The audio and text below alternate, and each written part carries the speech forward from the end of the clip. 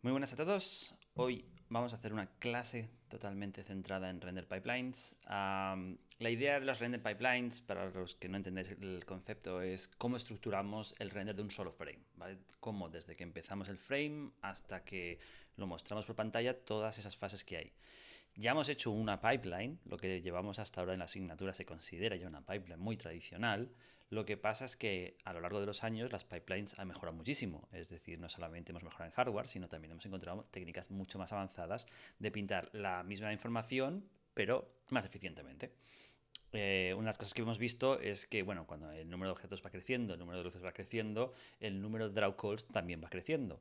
Y además las draw calls usando, por ejemplo, multipass es exponencial. Es decir, por cada luz he de pintar todos los objetos que haya. Es decir, si tengo n luces y m objetos, al final esto es n por m. Y eso es muchísimo, porque eso puede ser un problema muy gordo cuando queremos renderizar escenarios muy grandes. Para escenarios pequeños como lo que estamos haciendo ahora no es un problema, pero cuando queramos pasar a escenarios por ejemplo, de exteriores, una calle donde hay coches, hay edificios, hay peatones, hay escaparates con cosas, ahí es cuando ya los render calls se disparan y es cuando está bien que tengamos un algoritmo que sea inteligente, que esté bien pensado, ¿vale?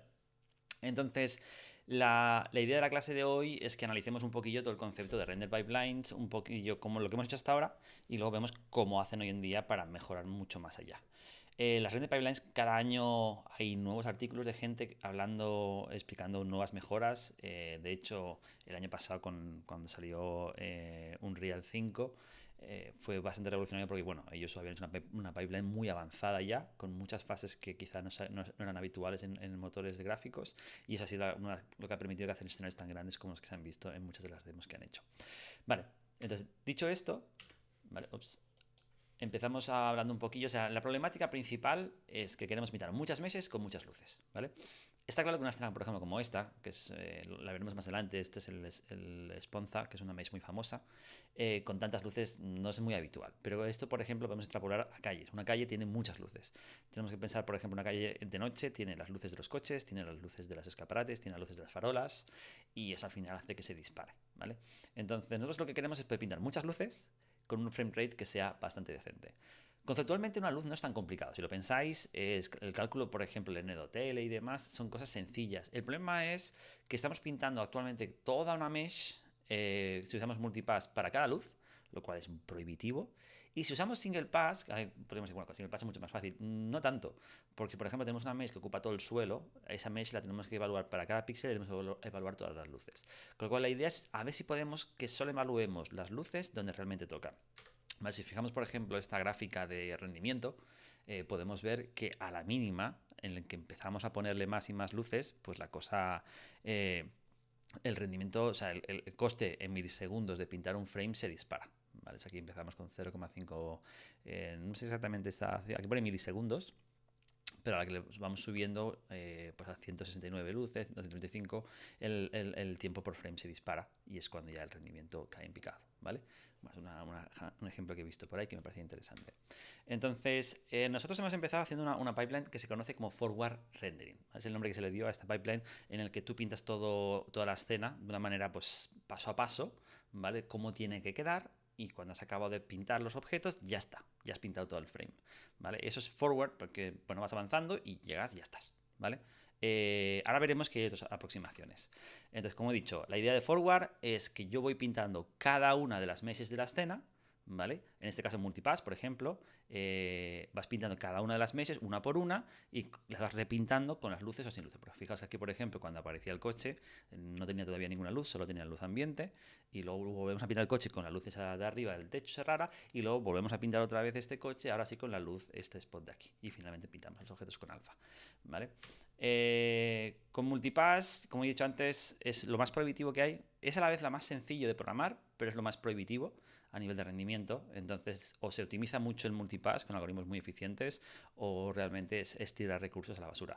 También hay que tener muy presente siempre que cuando hacemos un motor hay que tener presente cuál es el target. Si yo voy a hacer un juego sencillito que no va a haber una escena gigante con muchas luces, tampoco pasaría nada. Yo he hecho muchos motores que usan multipass y no es problema. El problema está cuando, bueno, quieres que tu motor llegue a muchos más casos de uso, y ahí es cuando hay que optimizar, ¿vale?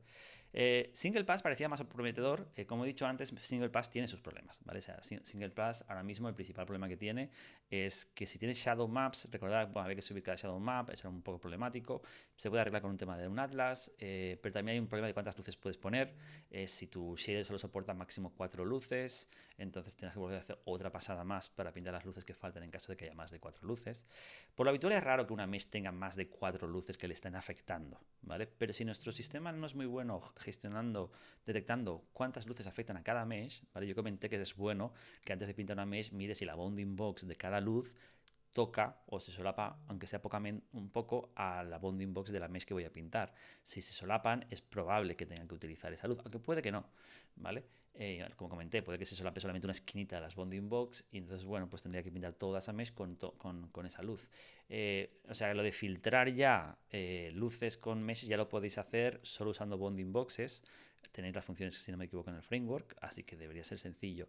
Pero incluso en ese caso, por ejemplo, como he dicho antes, si tienes un suelo muy grande, es una mesa tan grande que seguramente la bounding box será muy grande, un edificio, por ejemplo, y demás, y entonces es muy fácil que acabe pintando el mismo edificio con todas las luces, porque muchas luces tocarán con la bounding box de esta mesh. Entonces, en esos casos, estaría bien poder filtrar un poquito, ¿vale?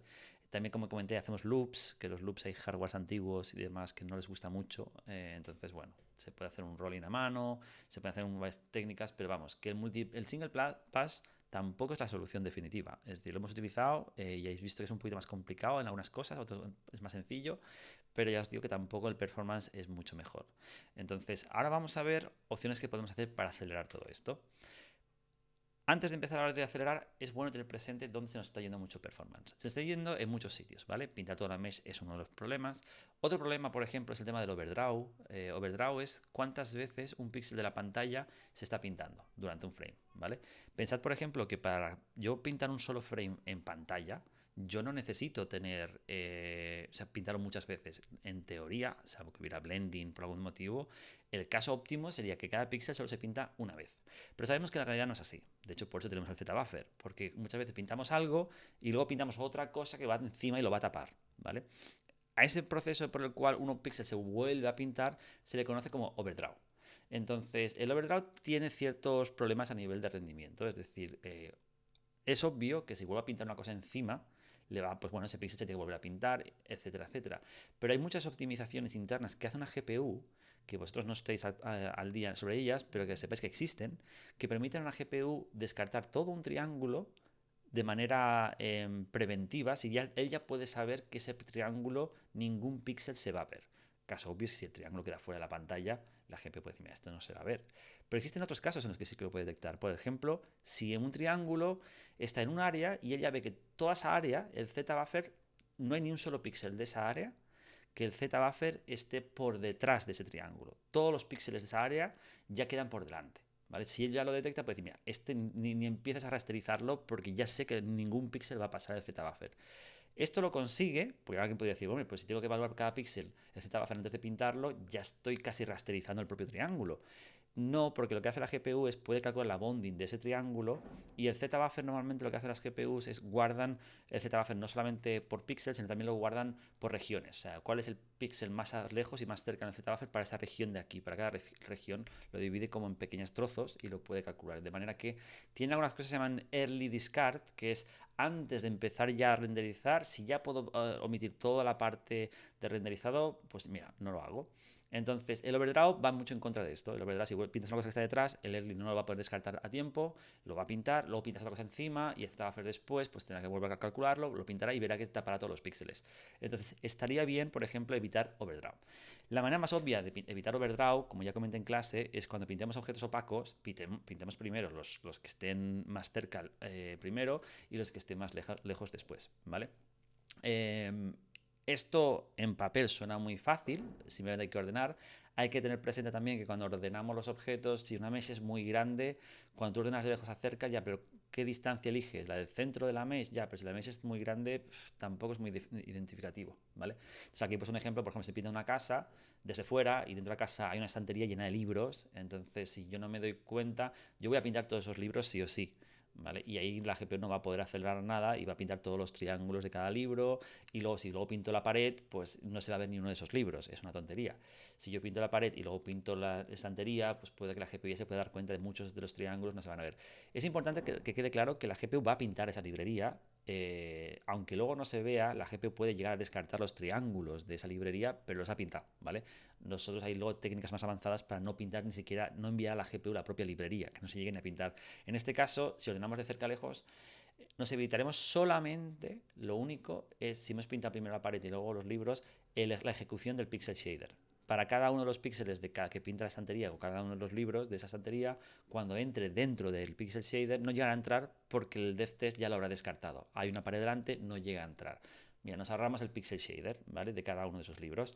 No está mal. En algoritmos donde cada pixel shader es muy, muy intensivo, se notará. En escenas donde el pixel shader sea un N de hotel y 4 tonterías más, esto no se va a notar mucho. Lo digo porque hay motores que el pixel shader es muy bestia, tiene algoritmos muy, muy, muy bestias dentro, y eso sí que optimizar así funciona. En escenas donde el pixel shader es sencillito, es que cuesta más la parte de renderizar el triángulo que no el propio pixel shader, ¿vale? Esto se puede llevar mucho más lejos, de una manera mucho más óptima, utilizando un algoritmo que se conoce como el algoritmo de Z-Prepass, ¿vale? Que esto ya lo podéis implementar, es bastante sencillito. Primero tengo que dejar claro que esto no tiene en cuenta transparencia. Si hay transparencia, esto no sirve para muchas cosas. Es decir, o sea, la gracia es para objetos opacos. Para transparencias tienen su problemática aparte. Entonces, en este caso, la idea es cómo puedo hacer para evitar, para que cada píxel de la pantalla, el pixel shader, solo se ejecute una vez. ¿Vale? Cada pixel shader que yo he calculado ahí con mis N de hoteles y mis luces y demás, solamente quiero que se ejecute una vez. Muy sencillo. Renderizaremos la escena 2 veces, ¿vale? La primera vez pintamos solamente la Z, que es lo que tenéis ahora mismo, un Z-buffer, parecido a lo que hicimos con los shadow maps en la práctica, ¿vale? Es decir, pintamos toda la escena con un shader súper tonto, ¿vale? Que solo pinta un color, como aquel que dice, y nos quedamos con el Z-buffer. El color no nos interesa para nada, ¿vale? Ahora, cuando ya tenemos este depth-buffer generado, que es el depth-buffer final de mi escena, ahora vuelvo a pintar toda la escena, pero ahora al pintar toda la escena me preocupo solamente de pintar aquellos píxeles donde el Z-buffer sea exactamente el mismo, ¿vale? Fijaos aquí que pone GL equal, ¿vale? Quiere decir que ahora solo me interesa pintar la escena con los objetos cuya Z sea la que ya hay en el Z-buffer. Y esto lo que conseguirá es que cada píxel solo se pinte una vez con el shader de iluminación, ¿vale? Aquí lo hemos dividido en dos fases, ¿no? Hay una fase primera que pinta toda la escena y una fase segunda que vuelve a pintar toda la escena, ¿vale? La ventaja aquí es que ya nos ahorramos parte de pixel shader. El raster todavía estamos pintando cada mesh, pues lo que haga n veces, además aquí es n por 2, porque hay que pintar las 2 veces. Pero esto ya tiene ciertas ventajas en cuanto a que ahora sí que vamos a conseguir ganar algo de rendimiento de cara a si el pixel shader es muy complejo, ¿vale? Bueno, esto es lo primero que podéis hacer, es muy fácil. Insisto que esto de la transparencia no funciona, las transparencias tienes que pintar después al final de todo, haces una pasada con todos los objetos transparentes y ya está. Y esto es, vamos, es lo mínimo cuando tienes un shader complicado, ¿vale? Pero esto se puede llevar mucho más allá. O sea, esta era la primera fase que podéis programar en 5 minutos, no cuesta nada. Pero el tema es que cuando queremos hacer ya un render guay con muchas luces, muchos objetos en la escena, más vale que nos empecemos a replantear. Entonces, aquí, por ejemplo, en esta presentación yo os voy a hablar de 3. Son los, bueno, creo que son bastante famosos. Está el de Ferret, el Prepass y el Forward Plus. Hay motores que tiran mucho por Deferret. A mí me gusta mucho Deferret, lo veremos por qué. Prepass era una versión mucho más ligerita del Deferret que vi hace unos años y me pareció interesante, para hardwares un poquito más limitados, rollo móviles y tal. Y Forward Plus es más complicado de programar, es más, bueno, cada algoritmo que luego implementas encima de Forward Plus puede ser más lioso, pero exprimes al máximo el rendimiento. Entonces, bueno, hay motores que les gusta más uno u otro. Por ejemplo, yo he visto motores importantes como Unity o Unreal, lo usan mucho de Ferret. Forward, por ejemplo, creo que lo usan solamente para VR, se usa bastante porque quieres que hacer solo un render, porque ahí el timing es súper importante. Bueno, dependerá. Vamos a ver en qué consiste y así entenderéis mejor toda esa problemática, ¿vale?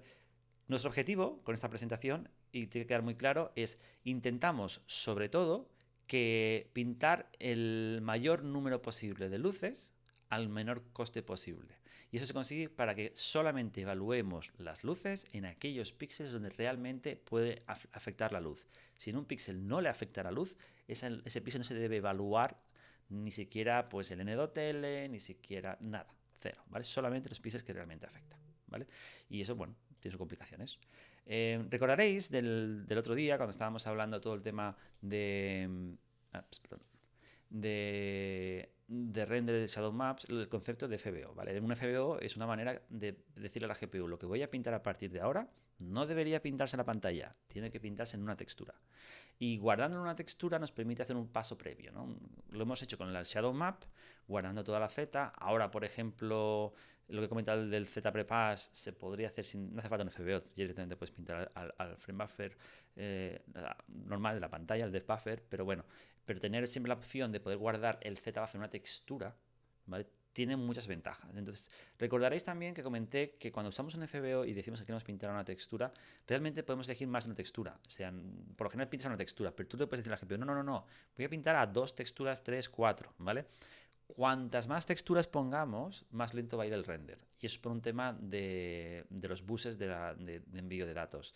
Si tú tienes que guardar en más sitios, tienes que acceder a más memoria, con lo cual los buses van un poco más saturados, más tráfico en las líneas de la GPU y también las caches se invalidan más. Bueno, entonces por eso usar varias texturas es un poquito más lento.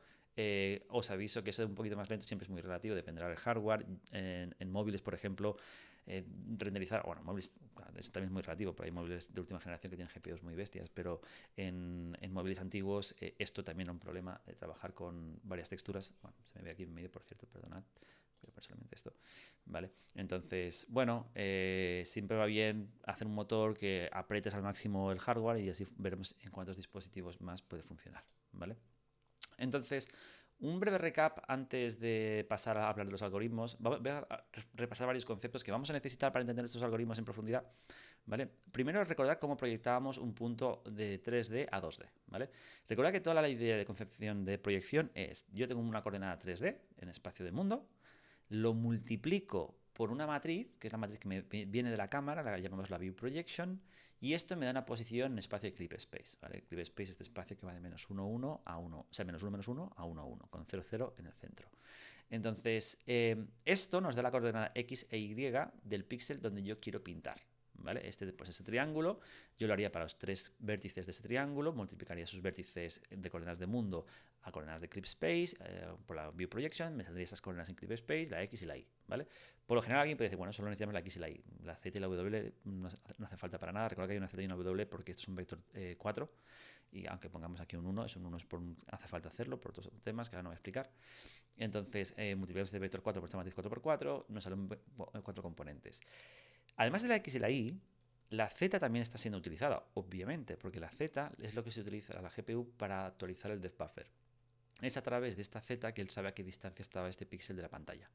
La Z esta de aquí también está en coordenadas menos 1, 1, siendo menos 1 el near plane y el más 1 el far plane, o al revés, ahora estoy seguro. ¿Vale? Y la W sí que, bueno, la usaremos para algunas cosillas, pero realmente ahora mismo no es relevante. ¿Vale? Entonces, fijaos que, asumiendo que la W no nos interesa, imaginad que la W es 1, ¿vale? Dada una coordenada de cualquier píxel, si yo sé la X, la Y y sé el valor que hay dentro del Z buffer, yo podría fácilmente reconstruir la coordenada de mundo, ¿vale? Usando en este caso la matriz inversa, ¿vale? Es decir, si esta matriz me convierte de mundo a Clip Space, si yo tengo la coordenada de Clip Space y cojo esta matriz y la hago la inversa, multiplico el Clip Space por esta matriz y recupero la World Position, ¿vale? Está guay, puede hacer los dos caminos. Hacemos siempre el camino de mundo hacia Clip Space, pero que sepáis que hacer el inverso es relativamente igual de costoso, ¿vale? Es muy trivial. ¿Y por qué insisto tanto en esto? Porque a veces nos puede interesar, dado un píxel de la pantalla, saber dónde estaba en coordenadas de mundo y ya saber hacia dónde vamos ahora, ¿vale? Entonces, esto lo podemos llevar un poquillo más al extremo, ¿vale? En este ejemplo que tengo aquí. La idea, por ejemplo, en este ejemplo que tengo aquí es lo que he dicho, ¿vale? Si yo tengo la coordenada X, tengo la coordenada Y y tengo el depth buffer entero, para cada uno de los píxeles de la pantalla, yo podría, esa sería la screen position, yo lo que puedo hacer muy fácilmente es lo multiplico por la inversa y tengo la coordenada del mundo. ¿Vale? Fijaos que lo hay que dividir por la W, pero bueno, ahora mismo eso no importa.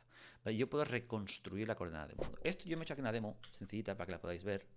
¿Vale? Un segundito, a ver si la puedo poner. Esta demo de aquí, ¿vale?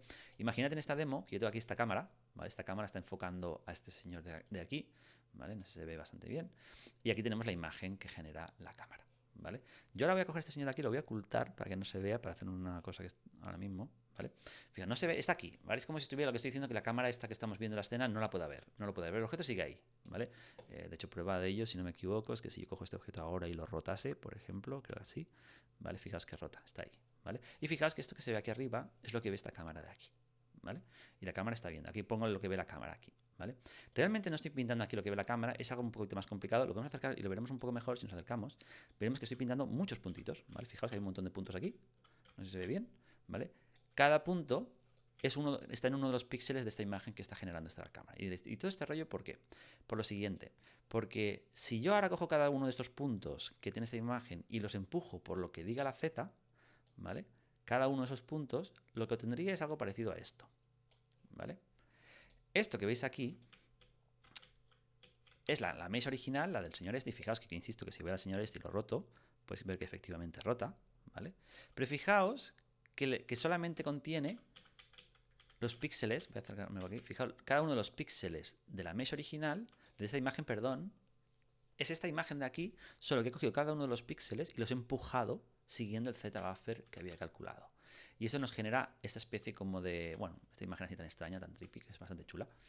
Entonces, aquí simplemente, insisto, es esta imagen de aquí empujando los píxeles, ¿vale? Que obviamente coincide con la mesh que teníamos antes. Si yo voy al lead y ahora lo pinto otra vez, veréis que efectivamente coincide justamente donde está, ¿vale?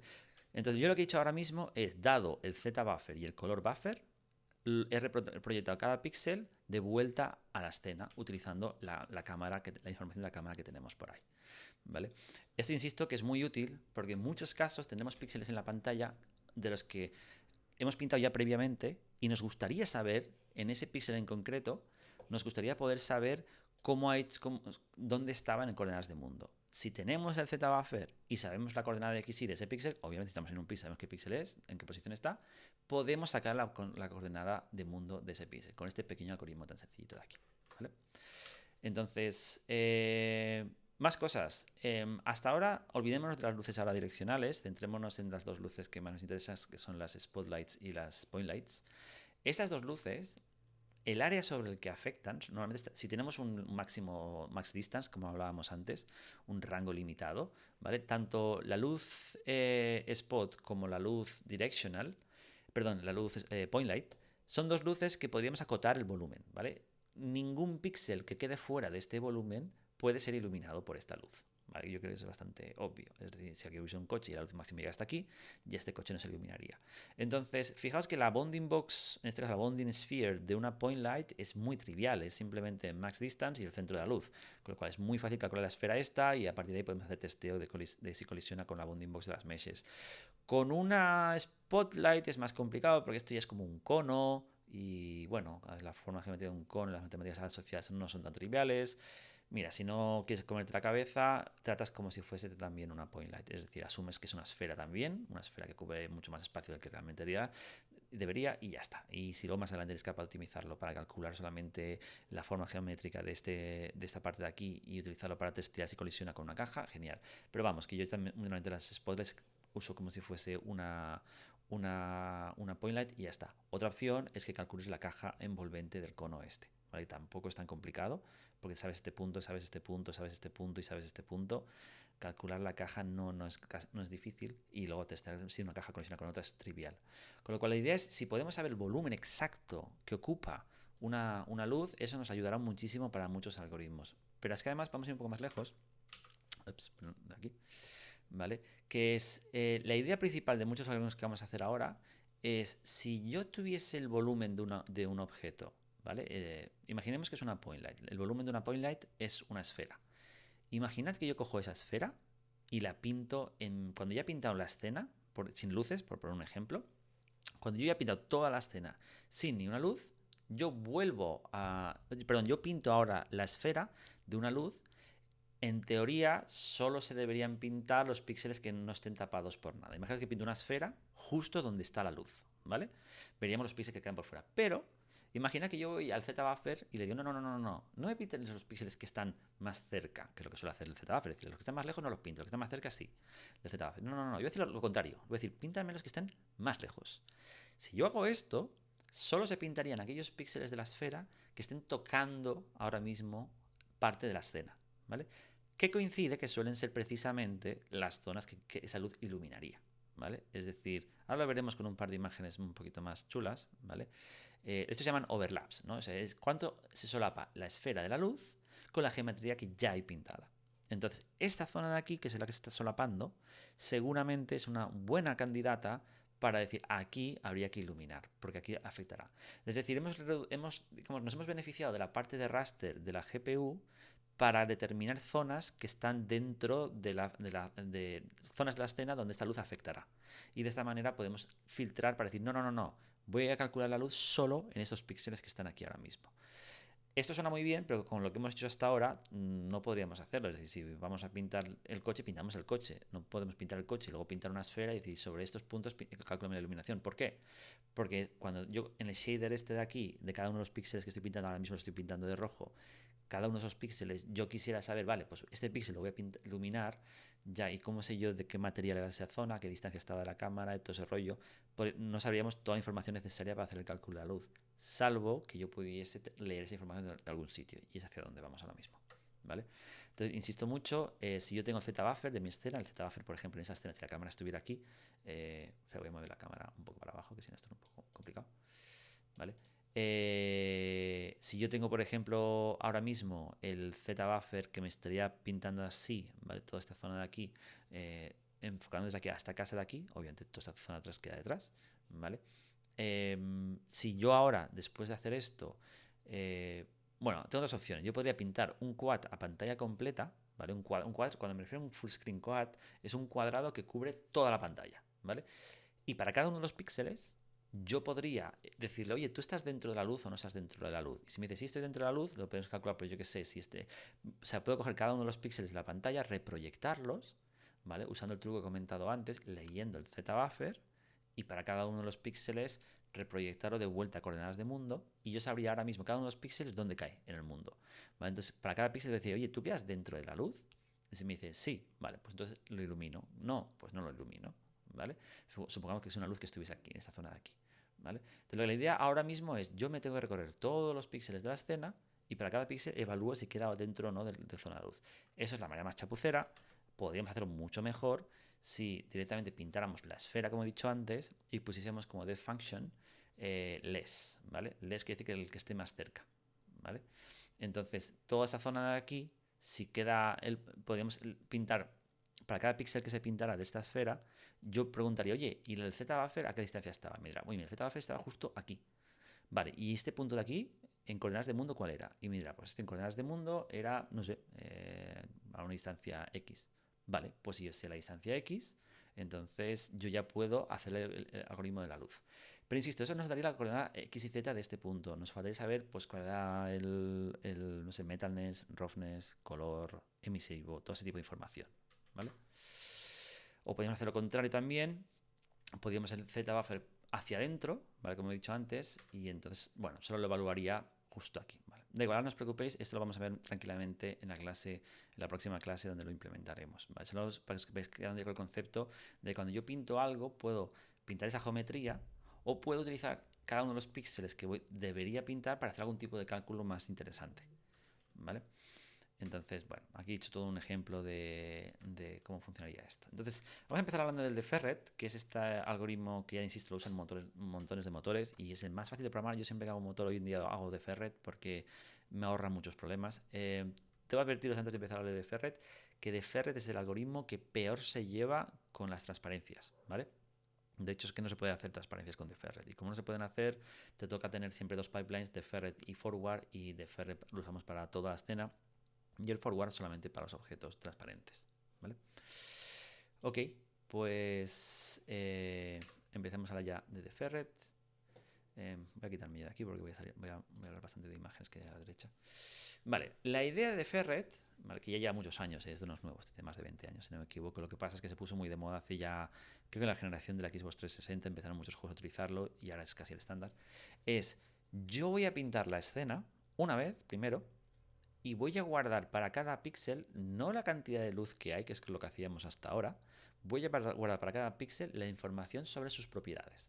Las propiedades del material que hay justo en este píxel. Por ejemplo, en esta imagen que tenéis aquí tenéis 4 vistas de la misma escena y en cada una de esas texturas son 4 texturas. Yo he guardado en la primera, he guardado el color de cada uno de los píxeles, ¿vale? Pues yo que sé, el albedo, el diffuse, ¿vale? ¿De qué colores? Sin tener en cuenta las luces, sin tener en cuenta el ambiente, nada. Simplemente este color de este píxel.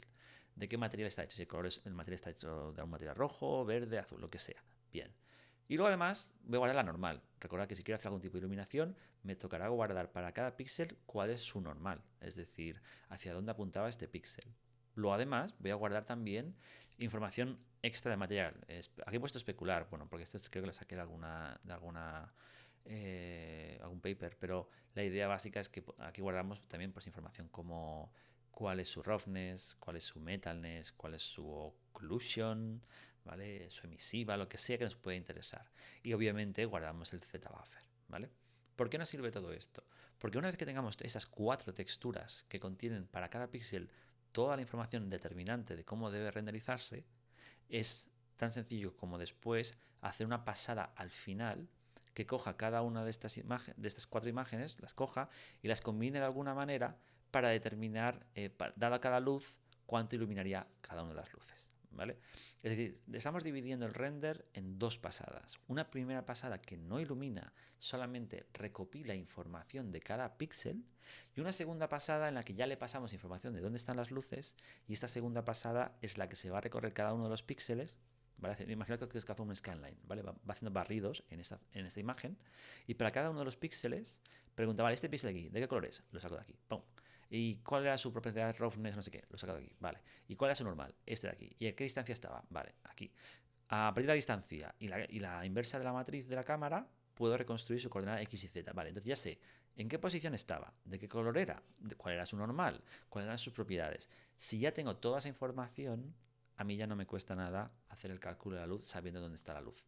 Con lo cual, yo he pintado toda la escena una vez y ahora puedo calcular la iluminación a partir de toda la información que yo he guardado dentro de estos buffers. Con lo cual, solo se pinta las meshes de la escena una vez y luego para la iluminación, bueno, pues podemos pintar esferas para cada una de las luces y en función de esa esfera recalcular la iluminación en esa área de la pantalla, ¿vale? Esto, ya insisto, tiene mucha ventaja porque escenas muy complejas que solo se pintan una vez ahorramos un montón. Ahora bien, ¿cómo hacemos esta fase después de haber recalculado, o sea, guardado toda esta información? Aquí, ¿cómo hacerlo? Bueno, tiene su gracia, lo vamos a ver en la próxima clase. Ahora lo explico un poco rápidamente, pero en el próximo día lo veremos con mucho más detalle, ¿vale? Entonces, aquí la idea principal ahora es preguntarnos si yo de guardar en texturas toda la información determinante para reiluminar un objeto, cuántas texturas necesito y cómo voy a utilizar los canales de color de cada una de las texturas. Puede parecer trivial, pero bueno, las texturas máximo tienen 4 canales, ya lo sabéis. Y como he dicho antes, no puedo poner muchas texturas porque eso implica que los buses van más saturados y va más lento el render. Entonces, vamos a empezar con aquí unos buffers muy sencillitos. Esos buffers, por cierto, que contienen toda la información sobre la geometría, ¿vale? Información de cómo es la escena, se les conoce como G-buffers, ¿vale? Entonces, siempre cuando alguien habla de Ferret, tiene que definir cómo van a ser sus G-buffers. Ahora mismo, la propuesta que estamos haciendo aquí es, mira, tenemos de G-buffers, uno para el color que guardará el albedo, el RGB, otro de color que guardará la normal, la X, la Y, la Z de la normal, y finalmente el depth buffer, que bueno, pues de 24 bits guardará la Z, ¿vale? Entonces con esto, bueno, aquí me estoy comiendo toda la parte de especulares, no pasa nada, y tampoco tengo información de la emisiva, fijaos que aquí la emisiva no está, ¿vale? Pero no pasa nada, luego veremos cómo lo vamos a mejorar, ¿vale? Lo que creo que es muy importante siempre que hablamos de Ferret es que para cada píxel tengo que poder reconstruir su coordenada X y Z. Para eso hay 2 maneras. O guardo el depth buffer y lo uso y luego para cada píxel lo tengo que reconstruir multiplicando por la inversa de la view projection, o directamente podría incluso guardar la componente X y Z de ese píxel en una textura, ¿vale? Pero tened muy presente que las texturas, si por ejemplo yo guardo una textura que es de RGB de 8 bits por componente de color, claro, 8 bits es muy poco. Con 8 bits solo puedo guardar de 0 a 255 y no puedo guardar decimales. Con lo cual eso significaría que, hombre, para colores está bien porque nuestros monitores normalmente no pueden pasar del rango de 0 a 1 a nivel de intensidad de píxel y solo hay 255 intensidades diferentes. Pero, por ejemplo, las normales ya tenemos un problema. Las normales no van de 0 a 1, las normales van de menos 1 a 1. ¿Vale? Entonces tendremos que ajustar de alguna manera el rango menos 1 a 1 para que quepa dentro del rango 0 a 1, que es el que utiliza R8, G8 y B8. ¿Vale? Es decir, estamos teniendo que adaptar unos datos que tiene un rango mucho más amplio a un rango muy limitado que es el que tienen las texturas. Pero es que si además yo quisiera guardar la wall position para saber cada uno de los píxeles en qué coordenada del mundo está, ahí sí que la hemos liado, porque wall position puede ser cualquier número, que puede ser, si estoy a 1000 millones de distancia del centro del mundo, pues un número muy grande. Entonces, por eso intentar guardar la wall position como un color es imposible si utilizamos R8, G8, B8, es decir, 8 bits por componente de color. Que sepáis que las GPU soportan si queremos más, pero cuando más memoria pongamos por componente de color, más saturados van los buffers, más lento es el render, ¿vale? Entonces hay un trade-off, ¿no? Si pongo más memoria, me ahorro algoritmos, pero me irá puede costar más en algunas arquitecturas. Si no guardo la posición, perdón, y solo estoy usando el depth buffer, me toca cada vez que llego a un píxel de la pantalla y quiero saber cuál es su coordenada X y Z de mundo, me toca reconstruirla a partir de la Z y la coordenada X y de ese píxel, ¿vale? Entonces voy a hacer un cálculo que voy a hacer muchas veces. Entonces, bueno, al final es probar cuál te funciona mejor en cada arquitectura, ¿vale? Ok, cada motor define los G-buffers como ellos quieren, ¿vale? Aquí he puesto screenshots de los G-buffers de bastantes motores famosillos, ¿vale? Por ejemplo, para el Battlefield, este es el Snowdrop, pero es uno ya antiquillo, este creo que era del 2008, me parece que es este de aquí. Este es para el Unreal 4, que es del 2014, creo, por ahí, y el Killzone 2, que también es por las mismas fechas, ¿vale? Lo digo porque hoy en día, bueno, si miras los G-buffers de los modelos actuales pueden haber cambiado mucho. Pero fijaos cómo los empaquetan, por ejemplo, en el Battlefield 3, ¿vale? Que a mí me gusta siempre cuando hay ejemplos de cosas nuevas y cosas viejas, me gusta mirar las cosas viejas porque digamos que se acerca más a lo que estamos haciendo nosotros. Pues si te vas a las nuevas, hacen cosas que quizá tú ya pues, se alejan mucho de lo que tú puedes hacer hoy en día con una GPU y programando usando OpenGL. Entonces, Battlefield 3 lo que hacía es, vale, pues mira, guardábamos en RGB la normal y el diffuse, bien, justo lo que hemos dicho antes, ¿vale? Fijaos que aprovechan el alfa. Dice, bueno, las texturas pueden tener 4 componentes, ¿no? Pues aprovechémoslas. En el alfa, por ejemplo, de color, el primer canal, el 0, guarda el smoothness, que esto es un poco como el roughness, lo mismo que el roughness, solo que lo llaman de otra manera. Aquí guardaríamos como el metalness, fijaos que empaquetan aquí los dos. Y luego hay una textura nueva y aquí hacían ahí unas cosas más, bueno, esto sí más hackish, que aquí ya no voy a entrar, ¿vale? Pues esta es la occlusion texture, ¿vale? La visibilidad del cielo es precisamente lo que la occlusion texture guardaba. También guardaban IDs para algunas cosas, el ID del material, bueno, esto es para que luego reconstruir si quieren saber de qué material estaba hecho un objeto. Bueno, es interesante. Y aquí, por si hay la emisiva y radiancia, lo veremos más adelante, una cuarta textura para ver cuánto luz emite el propio objeto, ¿vale? La emisiva. Aquí lo llaman irradiancia porque luego lo veremos por qué, porque ahí más adelante veremos el tema de la irradiancia. Unreal 4 es más tocho, o sea, es un motor más grande y aquí usan muchos más. Fijaos que tienen, creo que... Fijaos esta textura, por ejemplo, Scene Color, que es una textura de 16 bits por cada una de las componentes de color. Una burrada, me parece a mí. Bueno, da igual. Esta es la del final. No, olvidaos de esta de aquí porque la han puesto aquí en este screenshot, pero realmente esta no es un G-buffer. Esta es la textura sobre la que pintará la escena cuando ya está acabado de pintarlo todo. Estos son los G-buffers y fijaos que lo que decíamos antes, hay de 8 bits, ¿vale? RGB8, aquí R8, G8, B8, pero fijaos también que hay de 10 bits, ¿vale? Este de aquí, 10, 10, 10 y alfa 2, ¿vale? Las GPUs permiten eso, es lo que comenté el otro día, que cuando yo uso un FBO, yo puedo incluso bindear texturas que no tengan la distribución de bits uniforme a lo largo de cada componente de color. Esto tiene sentido cuando yo sé, por ejemplo, que voy a guardar en una componente algo que, por ejemplo, solo hay 2 posibles valores o 3 posibles valores, ¿vale? Por ejemplo, ellos aquí en la componente alfa guardan el lighting model. Yo entiendo que esto es como un enum, ¿vale? El lighting model es del tipo A, B o C. Con 2 bits, ¿vale? Fijaos que son 2 bits. Tienes para 4 modelos de iluminación diferentes. Yo supongo que esto es porque habrían objetos en la escena que quizás no se pintarían de la misma manera. Ahora mismo no sé muy bien por qué, pero los de la Unreal lo vieron así. Y luego fijaos que aquí en RGB guardan Wall Space Normal. No tengo muy claro por qué guardan la normal con 10 bits. Yo entiendo, por lo general, que si tú las guardas con 8 bits, se pierde un poquito de calidad, ¿vale? Fijaos, si yo guardo una normal va de -1 a 1, ¿vale? Si yo la quiero guardar en un color, ¿vale? Que solo hay un byte, 8 bits, que va de 0 a 255, el truco, no sé si os acordaréis, lo hicimos en Computer Graphics, es decir, pues mira, vamos de -127 a 128. ¿Vale? Creo que es así. No, -128 a 127. Entonces, bueno, pues -1 es -127, 1 es 127 y entre medio los valores. Eso va bien, te permite mapear muy bien un valor de -1 a 1 en el rango de un byte, pero bueno, hay más discontinuidades, ¿vale? Imaginad que la manera como pasa de 0,5, o sea, de 0,5 en la normal a 0,51 cae entre dos valores de, yo qué sé, entre el 3 y el 4 de los valores posibles que hay dentro de ese byte. Te puede pasar que se clampea, ¿no? Se redondea, perdón, no se clampea, se cuantiza, quiere decir. Con lo cual, eso introduce discontinuidades, ¿vale? Esto lo que hace después es que las normales en objetos curvos no se vean muy suaves, aparecen como una especie de artefactos un poco feos.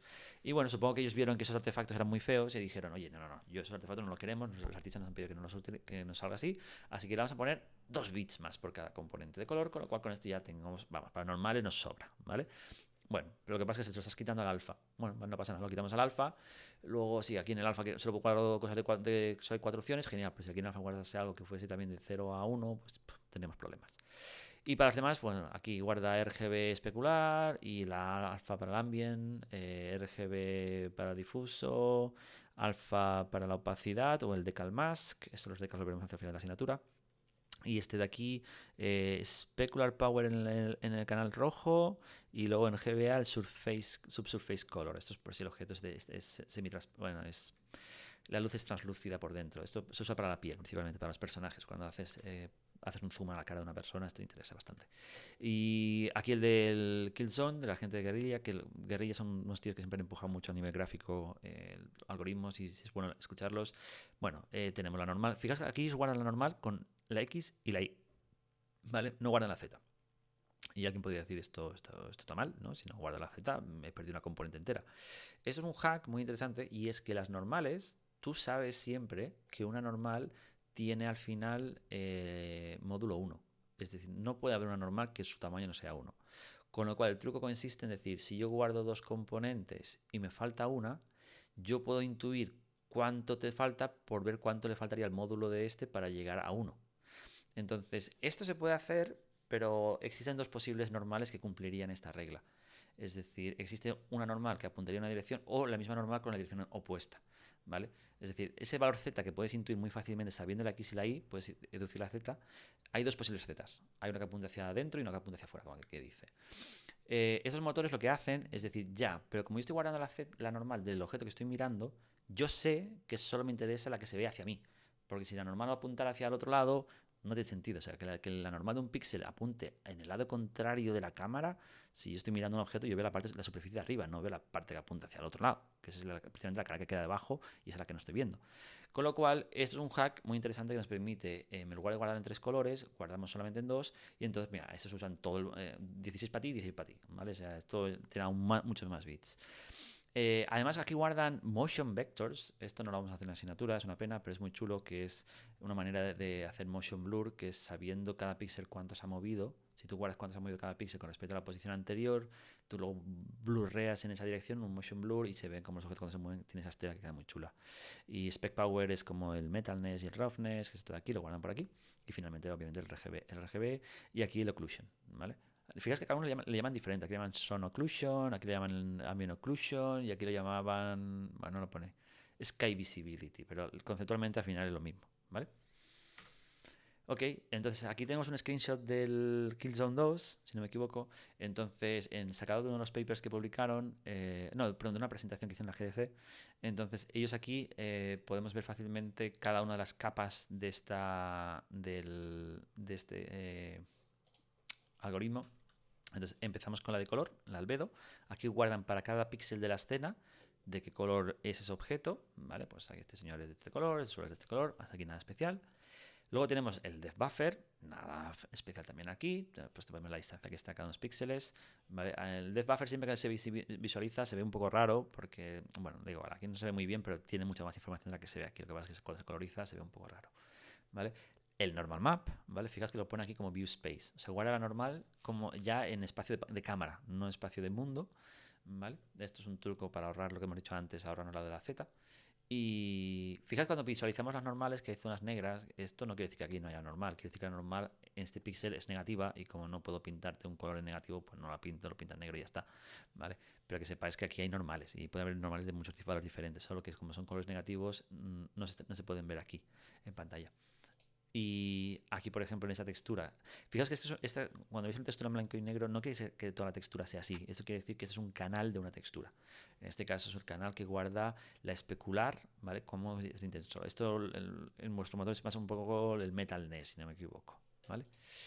Ese es el roughness, qué zonas son más rugosas y qué menos rugosas. Fijaos que, por ejemplo, esta pared, que es, bueno, una pared es pintura y demás, es muy rugosa, mientras que las cosas más metálicas, ¿vale? Como esta ventana aquí, que está el marco debe ser metálico, es muy poco rugoso, es mucho más liso, ¿vale? Y luego los personajes ya es un poquito una cosa más difícil. También fijaos, por ejemplo, que este brazo de aquí parece que es menos es rugoso si lo miras de frente, pero es menos rugoso si lo miras de perfil. ¿Vale? Es un truco que se utiliza teniendo en cuenta la normal del objeto, pues puedes modular un poco también el roughness para que haya una sensación, porque los objetos, si no es lo mismo mirarlos de frente que mirarlos de lado a nivel de propiedades.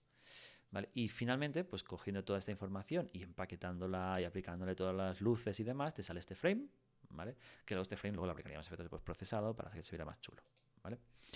Y todo esto hemos hablado solamente de objetos opacos. ¿Y qué pasa con los objetos transparentes? Pues por lo pronto no hay solución, ¿vale? Aquí he puesto un ejemplo que usan algunos motores, lo veremos en algún screenshot, que es, pues mira, en lugar de pintar de píxeles... O sea, tener presente por qué no se pueden pintar objetos transparentes con Deferret. Deferret se basa toda la idea del algoritmo en que para cada píxel yo tengo que saber a qué distancia está de la cámara. Ya, pero si es semitransparente, ¿qué distancia guardo? ¿La del objeto del cristal, por ejemplo, o del objeto que hay detrás del cristal? No funciona. ¿Vale? Entonces, cuando usas de Ferret, a la que hay objetos semitransparentes, esos objetos van a fastidiarte porque te van a guardar en el Z-buffer información que no es real. Y si no guardáramos la Z del cristal, guardáramos la Z de lo que hay detrás, el cristal se vería muy raro también. Entonces, no hay solución directa. Entonces, algunos motores lo que utilizan es dithering, ¿vale? Dithering es la idea de que si un objeto es semitransparente y yo no puedo hacer los píxeles semitransparentes, puedo jugar con el truco de, pues mira, este lo pinto, este píxel no lo pinto, este píxel lo pinto, este píxel no lo pinto, ¿vale?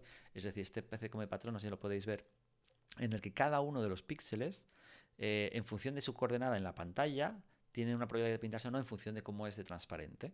Se usan además algunos tipos de patrones para que se vea más interesante. Entonces, cuanto más transparente es, pues menos píxeles pinto. Esto es un hack que funciona, entre comillas, primero porque se nota, si lo haces y luego, si te fijas, yo lo he visto en muchos juegos cuando de golpe empiezan a hacer efectos de dithering para el alfa, y también porque si tienes dos objetos alfa que se entrecruzan, ya ahí el dithering no te salva tampoco, entonces ahí ya no funciona. Entonces, bueno, de momento podéis probar con esto o podéis usar una pipeline forward como la que tenéis anteriormente solamente para los objetos alfa y los pintes encima de todo. Luego lo veremos, mañana lo veremos mejor esto. ¿Vale? Hay muchas ventajas de usar de Ferret. Más allá de que te permite el rendimiento es muy bueno. A mí me gusta de Ferret no por el rendimiento. A mí me gusta de Ferret porque te limpia mucho la pipeline. Te la hace muy sencilla de trabajar. Tienes fases, cuando pintas cada cosa, la pintas en un momento y ya te olvidas de volver a pintarla y luego pasas a la siguiente fase. Con lo cual, otras, por ejemplo, os pongo un ejemplo para que a ver si lo podéis entender un poco. Si trabajas con personajes animados, hacer un shader, el vertex shader para cada personaje animado es bastante complicadillo. Tienes que hacer todo el cálculo de las matrices que modifican con los huesos en la animación del personaje cuando camina y demás. Entonces, claro, si ese shader además tiene que soportar una luz, dos luces o multipass, lo que sea, que al final es un shader enorme con un montón de posibles combinaciones. Que este objeto tenga animaciones, que no tenga animaciones, que este objeto tenga transparencia, que no tenga transparencia, que este objeto tenga soporte para multipass, no multipass. Y toda esa combinatoria hace el código muy, muy, muy complicado. En Deferret no. En Deferret tú primero pintas todos los objetos y los guardas en los buffers y luego todas las luces y cada luz va leyendo información del buffer, con lo cual desacoplas lo que es iluminar de lo que es definir cómo es cada objeto en pantalla. Y eso hace que muchos algoritmos sean mucho más sencillos. ¿Vale? Como he dicho, tiene muchos problemas también de Ferret. Primero, como hemos comentado, el tema de las transparencias. Este es un screenshot sacado del GTA y fijaos que las transparencias de los árboles que están lejos se pueden apreciar.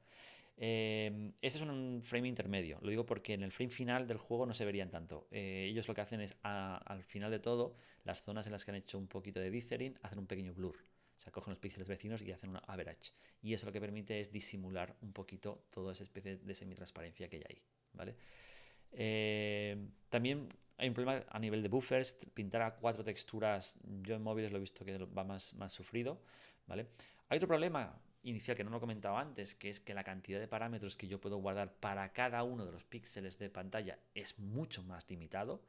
Ahora solo puedo guardar pues el albedo, la normal, shininess, un poco cosa más y ya está. Y en un motor en el que tienes objetos con montonazos de parámetros diferentes, pues esto es problema. Que hasta ahora lo que hemos hecho tenemos pocos parámetros para cada píxel, pero os aviso que hay motores en los que puedes tener un montón de parámetros por cada material, con lo cual eso al final complica mucho el render. Por eso antes, por cierto, habéis visto que había un motor que guardaba el Material ID. Guardar el Material ID es la manera que tienes después de decir, bueno, este material quiero saber un montón de más parámetros que no tengo en este píxel aquí. Pues miro cuál es el ID, voy a una array que tengo todos los materiales guardados y mira, el material número 15, qué propiedad tiene, no sé qué, y lo puedo leer de allí. ¿Vale? Pero eso solo sirve si el material, esa propiedad que tú estás mirando en ese array es constante para toda la mesh que pintas. Si es una propiedad que cambia a lo largo de la mesh, como por ejemplo el color, la normal y demás, pues ese truco ya no sirve. Bueno, son hacks que es bueno que conozcamos. ¿Vale? Más cosillas. Bueno, esos screenshots que necesitan aquí del Ferret del GTA V están sacados de una charla. Pues es un link. Si lo clicáis podéis ir a la charla y podéis verla tranquilamente. Y ahí explican mucho cómo funcionan cada uno de los buffers. Está guay para aprender. Y además, bueno, no es una charla, perdón, es como un tutorial en un blog. Y podéis ir haciendo scroll y ver cada una de las capas, qué información guarda. Y bueno, a mí me parece muy interesante. Lo analizaremos más adelante seguramente. Entonces, ¿cómo implementamos esto? Bueno, vamos a hacer un repaso. Esto lo haremos en la próxima clase mucho más en detalle, pero simplemente definimos unos gbuffers. Podemos empezar con 3 gbuffers y luego dejar uno ahí libre por si lo queremos utilizar, ¿vale? Y aquí os he puesto el código para hacerlo. Entonces, mucho ojo con algunas cosas cuando las guardamos, que si van de -1 a 1 no podemos guardarlo. ¿Vale? Si quiero guardar la posición de cada uno de los píxeles, la puedo guardar, o podríamos guardar la Z solamente y luego reconstruirla. Las dos funcionan, pero el año pasado hubo gente que tuvo problemas con lo de reconstruirla y preferían guardarla directamente, pero aunque tenga un coste bastante mayor. Y bueno, sobre los gbuffers, fijaos en una cosa que es la sintaxis, ¿vale? Cuando tú creas un gbuffer, le puedes decir el ancho y el alto, y le puedes decir también, yo puse aquí una opción en esta función create, que tú le puedes decir cuántas texturas quieres, ¿vale? Aquí son 3, porque la de Tez no la contamos, esa parte siempre viene, y de cuántos componentes de color queremos para cada uno. Obviamente, pues aquí tenemos 4, hay que aprovechar al máximo todos los componentes de color que podamos, ¿vale? Y cada uno de los componentes de color de cuántos bytes, un signet byte de 0 a 255 y ya está, ¿vale? Y por último, si queremos que el def me lo guarde como una textura, sí, nos interesa porque la vamos a necesitar leer después, ¿vale? Fijaos que con solamente esta línea ya tendremos construido todos la memoria para almacenar todo aquí dentro, ¿vale? Entonces, más cosillas por aquí. Lo que comenté el otro día, bindeamos de esta manera. Un segundo. Vale. Bueno, da igual. No, es que tengo aquí una cosa que me están saliendo avisos y quería cerrarlo para que no. Vale, ya está. Entonces, primero activaríamos cuando vayamos a construir los gbuffers, ¿vale? Primero bindearíamos este gbuffer para decirle voy a empezar a pintar dentro del gbuffer, no voy a pintar a la pantalla. He puesto aquí una función, no la vamos a utilizar, pero bueno, la podemos utilizar en algunos casos, pero de momento olvidaos, que es por si en algún momento yo estoy pintando a los 4 gbuffers y yo quisiera solamente pintar a uno de esos 4 gbuffers, no a todos, ¿vale? Esto tiene sentido cuando queremos pintar, bueno, de hecho aquí lo he puesto en ejemplo para borrar. ¿Qué pasa si yo quiero borrar uno de los 4 buffers con un color, pero no quiero borrar del mismo color a todos los gbuffers? Recuerda que para la manera de borrar el color de una textura del frame buffer object es llamando a clear color y luego clear, ¿vale? Esto borra todo el buffer. ¿Pero qué pasa? Que me va a poner este color, en este caso que es 010101, no sé por qué puse 0101, pero vale, me lo va a poner en los 4 buffers que yo he bindeado, ¿vale? Recuerda que ya no estoy pintando a una textura, estoy pintando a 4 texturas. Y yo podría decir, no, es que la primera textura quiero poner una cosa, pero las demás no, ¿vale? Si ese fuera el caso, aquí puse una función que se llama enable single buffer 0, que le dices, voy a pintar solamente al primer buffer, ¿eh? No a los de los 3, no, solo al primero. Ahora borraría con este 01001, ¿vale? Y ahora, digo, ahora voy a pintar al siguiente buffer, por ejemplo, al número 1. Y aquí pondría lo que fuera y haría un clear. Fíjate que aquí no hago un clear def porque el def ya lo borra al principio, no hace falta que lo borre cada vez.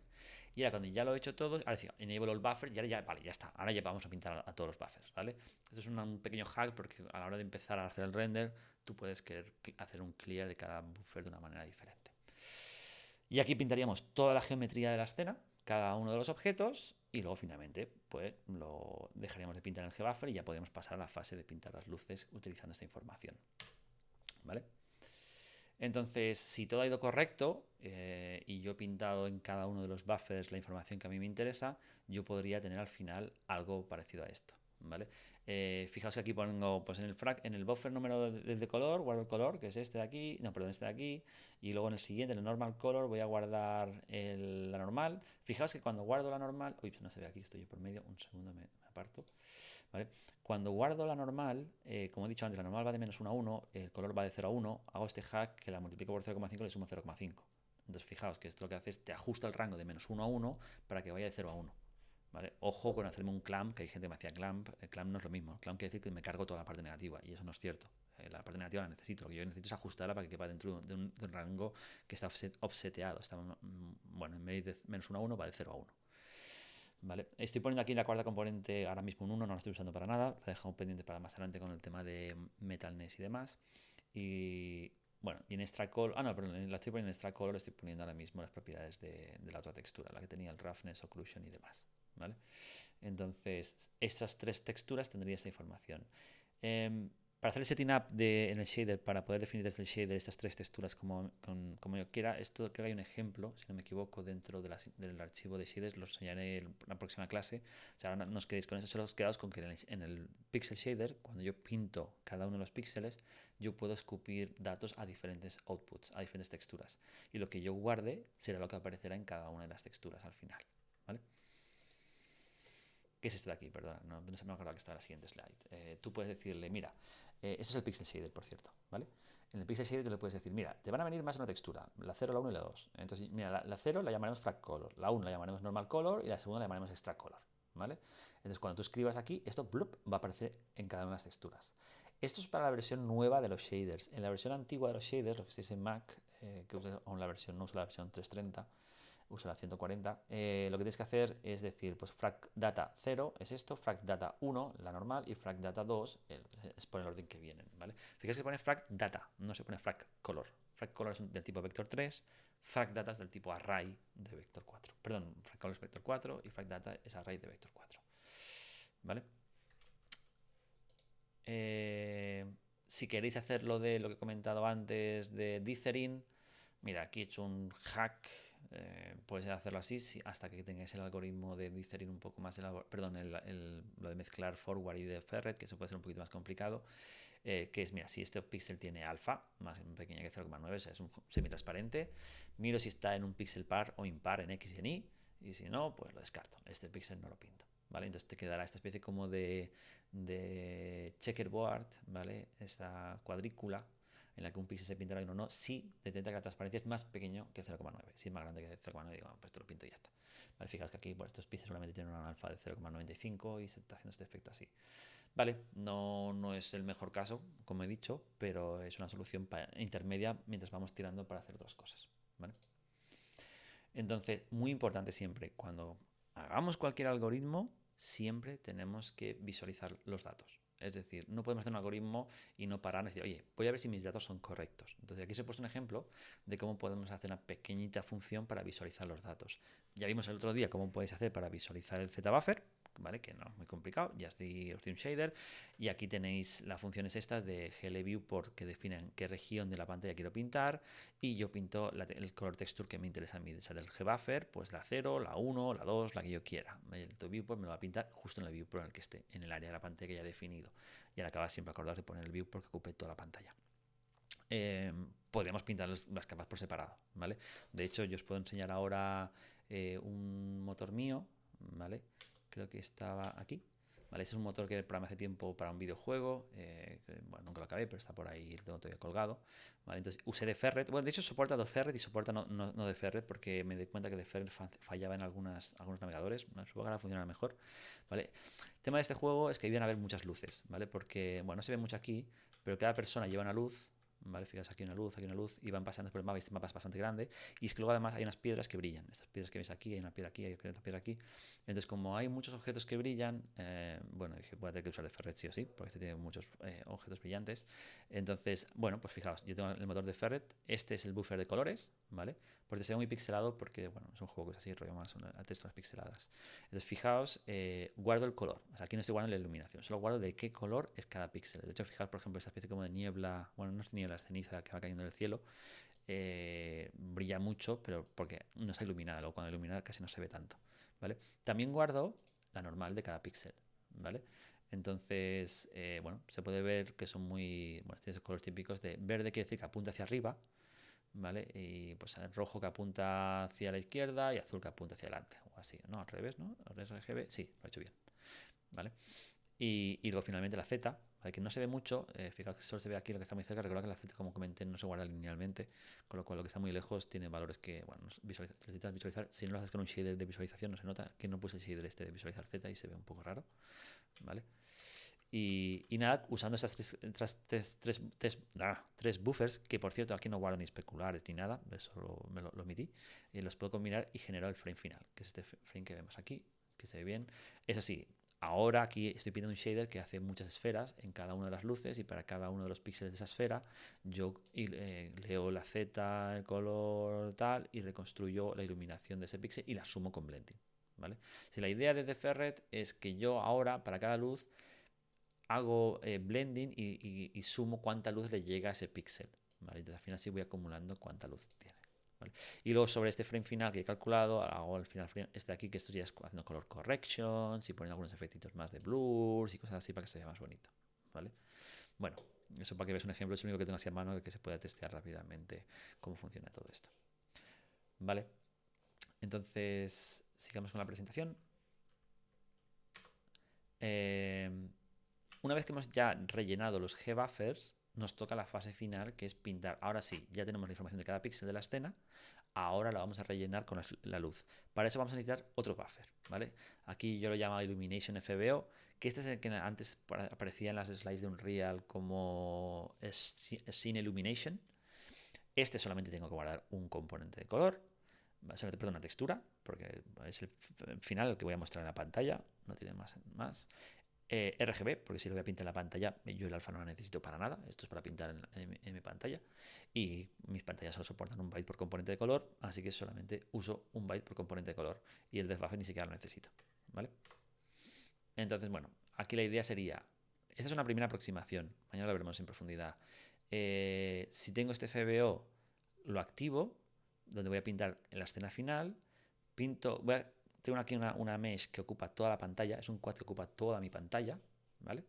Entonces tengo este shader, que aquí lo he llamado de Ferret, quizás de Ferret no es el mejor nombre, Illumination de Ferret o algo así, debería ser mejor, que lo activo, le sumo las 4 texturas, ¿vale? La de color, la de normal, la de extra, que aquí es donde guardamos occlusions, brightness y demás, y la de Ferret, y le subo la inversa de la view projection. Esto lo voy a necesitar si quiero reconstruir la X y Z.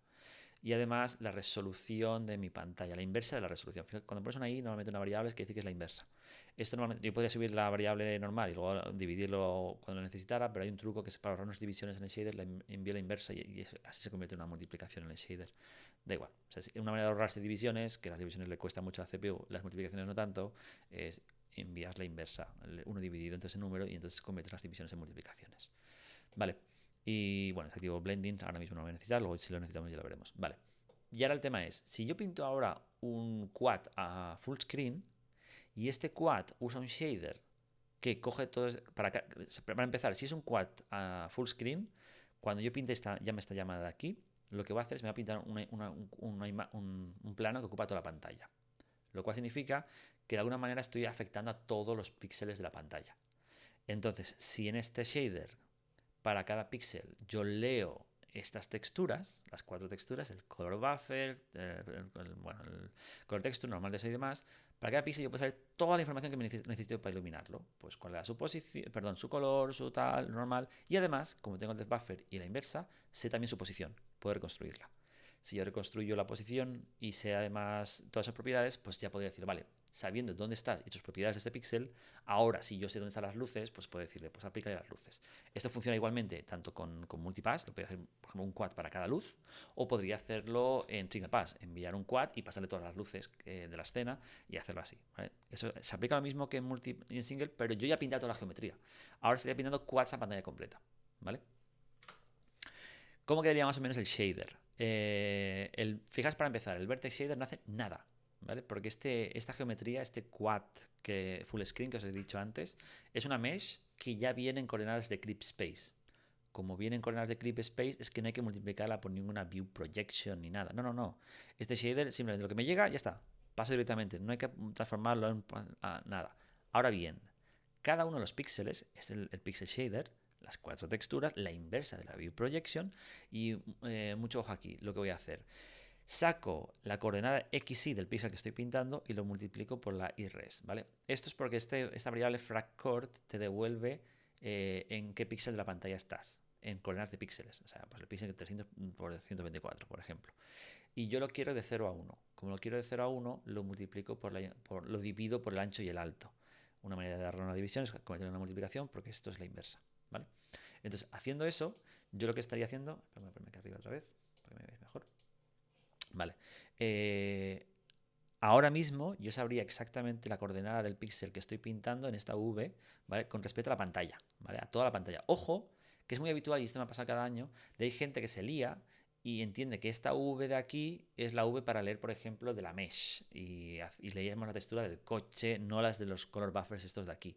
Hacen cosas muy raras y lo que pasa es que esta V va de izquierda a derecha de la pantalla, con lo cual si pintas una textura normal se va a ver la imagen, pues eso, como si la pusieras dentro de la pantalla, no como si siguiera la forma de un objeto.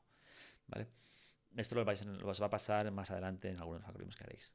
Ahora bien, si yo ya sé con la coordenada, este píxel de la pantalla que estoy pintando, por ejemplo, supongamos que este píxel de aquí, cuál es su V, pues nada, yo le doy la color texture y me va a ver el color justo de ese píxel, lo que había ahí. Quizá había el coche, quizá había la casa, quizá había el árbol, quizá había el suelo, quizá era el cielo, luego lo veremos que el cielo es un poco más tricky, ¿vale?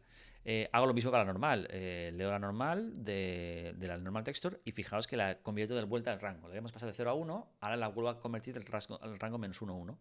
Es decir, la multiplico por 2, como iba de 0 a 1, si la multiplicas por 2 va de 0 a 2, y si le resto 1, si va de 0 a 2 y le resto 1, va de menos 1 a 1. ¿Vale? Así ya vuelvo a tener una normal. La voy a normalizar porque con todo este proceso de convertirla a color se me puede haber desnormalizado un poquillo y eso puede hacer algunos artefactos, lo normalizo, ¿vale?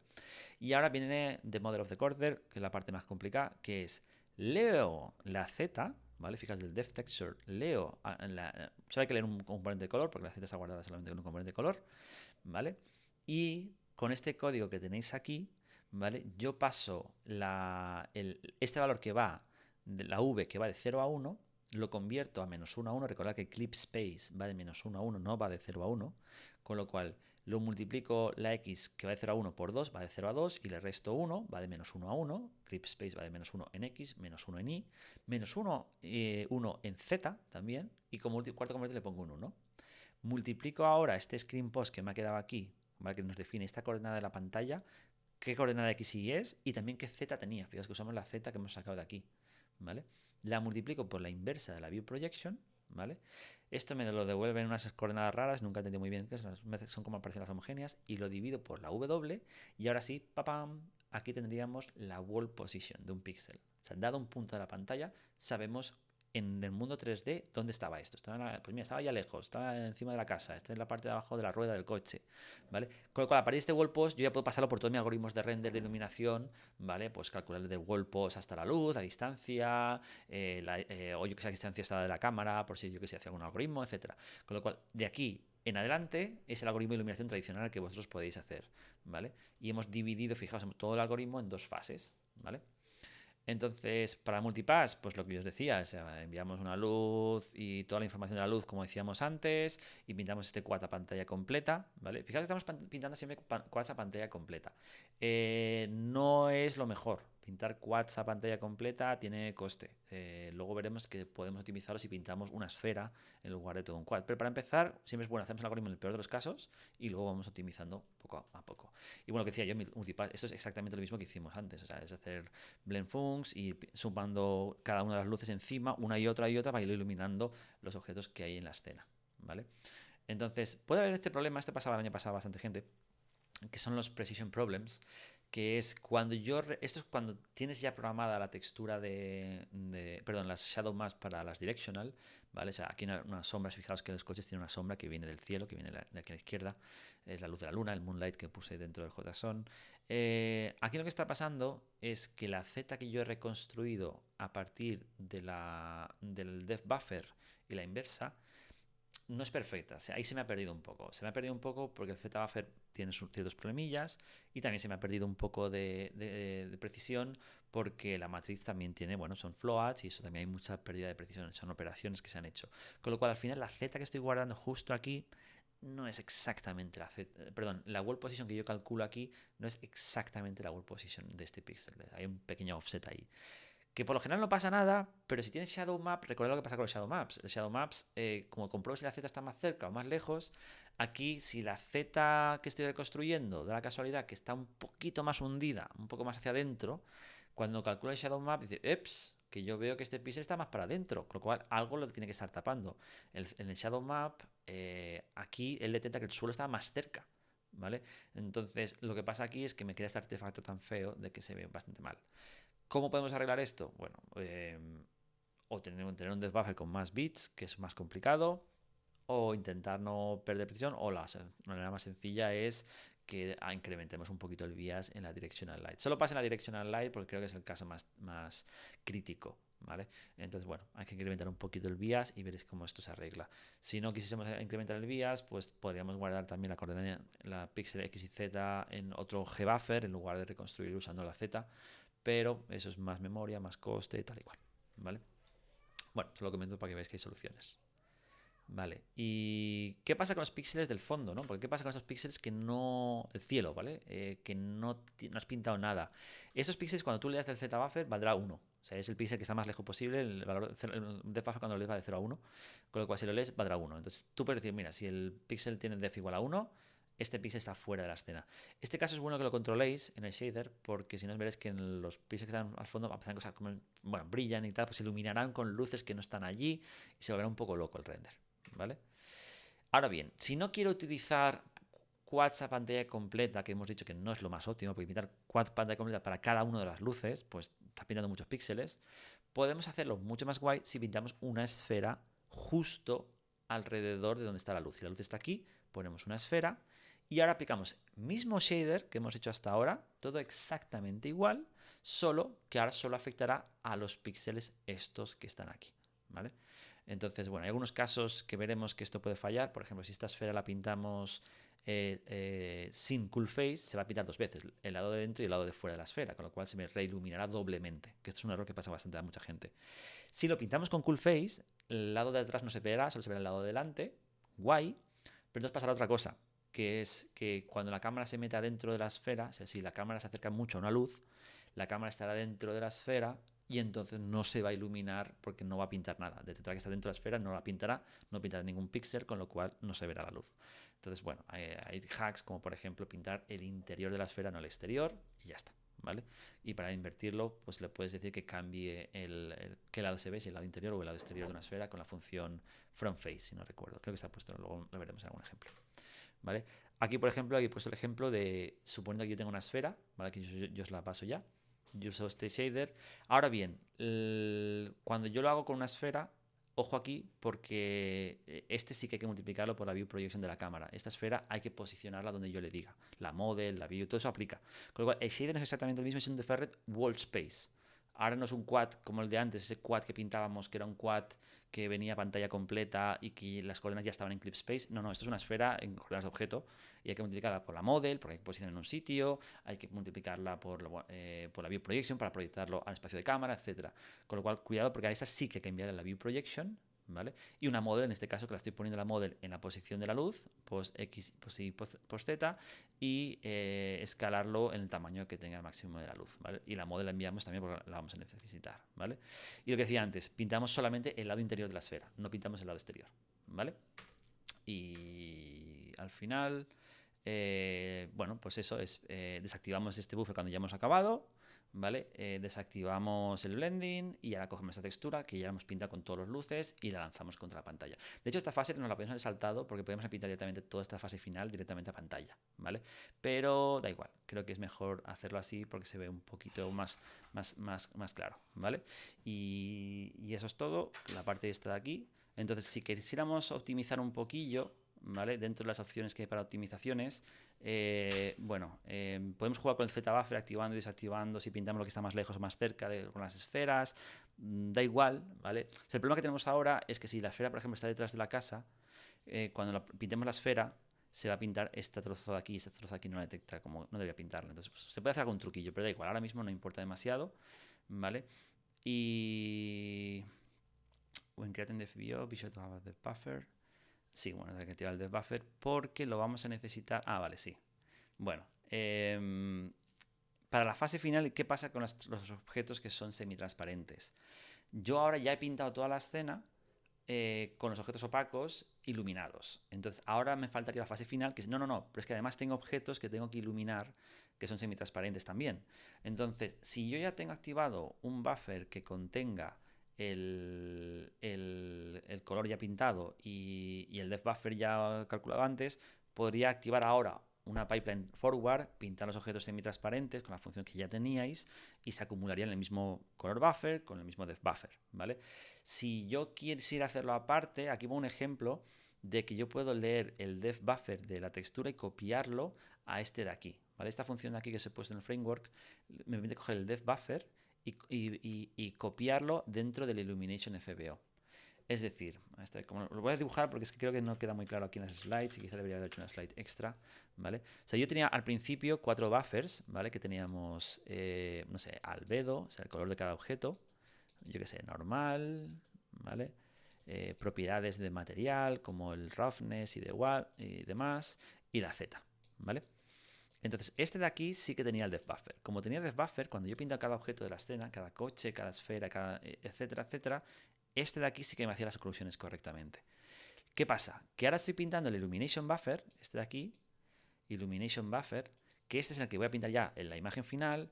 Aquí realmente el depth buffer no lo necesito para nada. O sea, ya lo tengo aquí, ¿vale? Entonces yo voy a leer estas 4 texturas y para cada píxel, usando esas 4 texturas, voy a generar el frame final, ¿vale? Insisto que aquí no estoy utilizando en ningún momento DevTest. No estoy diciendo a la GPU, oye, ojo que te voy a pintar algo que esté detrás. No, hasta ahora no. Pero ahora que vamos a empezar a pintar esferas, si yo pinto una esfera, ¿cómo sabe la GPU si esta esfera está delante o detrás de un objeto? Para eso necesitaría saber si el depth buffer de este de aquí. O sea, yo necesitaría aquí tener un depth buffer, ¿vale? ¿Y qué pasa? Pues que yo aquí no tengo depth buffer. Como no lo tengo, hay un truco que es cojo este depth buffer de aquí y lo copio aquí, ¿vale? O otro truco aún más avanzado es que este depth buffer de esa textura de aquí se lo compartan las dos. Este de FBO, porque esta final es un FBO, y este de aquí es otro FBO. Entonces los dos comparten el mismo frame buffer. Esto se puede hacer, perdón, el depth buffer. Se puede hacer, pero no lo puse en mi framework porque el código quedaba un poco más feo, ¿vale?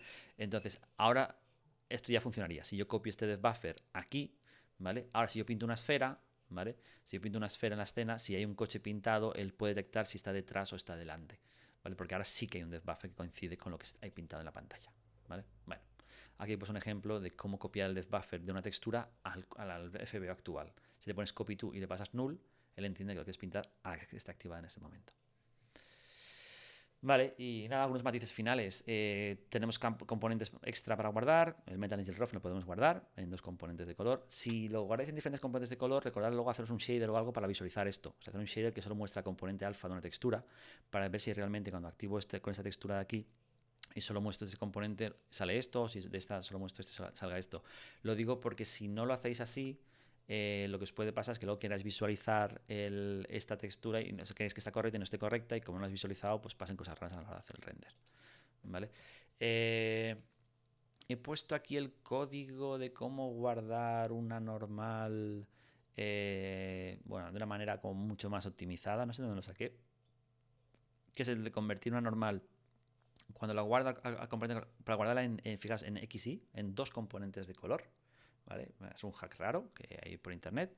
Y luego cómo reconstruirla después. Fijaos que para hacer este hack la convierte a view, se necesita la view matrix de la cámara, no la view projection matrix, ojo, porque esto lo que hace es convertirla a espacio de cámara, ¿vale? Que es un espacio espacio que no hemos utilizado mucho, que es cuando multiplicas un vértice por la model y por la view, pero no por la proyección.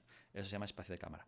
Entonces guarda la normal en espacio de cámara dentro de las componentes de color del gbuffer, y si luego la quieres reconstruir de vuelta a espacio de mundo, lo multiplicas por la inversa de esta matriz, ¿vale? Esto lo que nos permite es ahorrarnos una componente de color. Fijaos que la guardamos en XY en lugar de XY y Z la normal. Dejar libre un canal, oye, pues para algo que vamos muy justito de canales puede ser muy útil. Si vosotros ya estáis usando muchas texturas, pues da igual, esto es una optimización que se puede hacer, ¿vale? Y la idea si queréis que lo explique rápidamente, es como... a ver cómo lo puedo explicar solo para que tengáis una idea básica. Es imaginar este espacio 2D, ¿vale? Es un espacio 2D y este espacio 3D, ¿vale? Ese espacio 3D, que es una esfera, la podemos dividir en 8 segmentos diferentes, ¿vale? Que son estos 8 segmentos que tenéis aquí. Entonces, cada una de las normales cae en uno de esos segmentos. Lo que hace este algoritmo es, pues digamos que convierte la normal al subsegmento y luego lo vuelve a reconstruir después. Da igual, es un hack, como he dicho antes, no viene al caso. Para hacer un dithering un poquito más bonito, os he puesto también este código, esta función, que en lugar de la que he hecho antes, recordáis la que he puesto antes, que era una función de dithering que decía o tiro el píxel o lo pinto, y ya está. O sea, había como dos niveles de alfa, un alfa con dithering y un alfa sin dithering. Aquí hay niveles de dithering, o sea, en función del alfa, pues te hace un patrón diferente, más alfa, menos alfa. Bueno, si quieres usar esta es más bonita, esta función te devuelve, tú le pasas un píxel de la pantalla y cuál es su valor de dithering, o sea, de alfa, y te devuelve si hay que pintarlo o no, 0 o 1 en función de si hay que pintarlo o no, ¿vale? Y esas son la de Ferret, ¿vale? Como me queda un poco de tiempo todavía, ¿vale? 10 minutillos, voy a pasar rápidamente por dos pipelines más que no vamos a programar en la asignatura, pero es bueno que las conozcáis, ¿vale? Que son Prepass Lighting, que es una variación de Ferret, y Clustered o Tile Render, que es la que se usa más hoy en día también. La idea de Presspass Lighting, a mí me gustó mucho, la vi hace tiempo, es una versión Lite de Ferret, mucho más simplificada, ¿vale? Comparte un montón de cosas, pero la idea es, imagina que tengo una GPU que no soporta multi-render, o sea, renderizar a varias texturas. Solo soporta lo típico, es que pintar a una sola textura y ya está. Entonces lo que hacemos es, hacemos una primera pasada y en esa primera pasada vamos a guardar en... De hecho, sí, vale. En esa primera pasada guardamos el def buffer, ¿vale? Y no sé por qué he puesto el normal map, porque el normal map creo que no se guarda aquí. Ah, no, sí, perdón, sí. No, hace falta dos buffers, no, me he equivocado. No hace falta, pensaba que se hacía uno, pero hace falta dos. Guardamos el z buffer, el normal buffer, y luego... no, vale, me estoy liando. Guardamos el z buffer y el normal buffer, exacto, por eso solo hacía falta una textura. Y ahora, a partir del normal buffer pero el normal buffer y el z buffer este de aquí, vamos a calcular toda la iluminación, ¿vale? Pero diréis, ya, pero no tengo información sobre el color de cada objeto, su metalness, su roughness. Ya, es que es la gracia de este algoritmo, que es calculo la iluminación sin saber cómo es el material. Esto tiene un montón de artefactos, o más que artefactos, pierdes calidad visual, porque no estás teniendo todas las propiedades del material en cuenta. Entonces, cuando yo pinto ahora un objeto de esta manera, yo puedo calcular esta especie como de buffer de iluminación, ¿vale? Pero como este buffer de iluminación no tiene en cuenta los materiales, no está muy bien hecho. Entonces, ahora cuando ya tengo este buffer de aquí, ahora haría otra pasada, que no tengo aquí ninguna imagen, nada igual. Es que no encontré mucha información sobre este a nivel de motores que habían utilizado. Vuelvo a pintar toda la escena otra vez, ¿vale?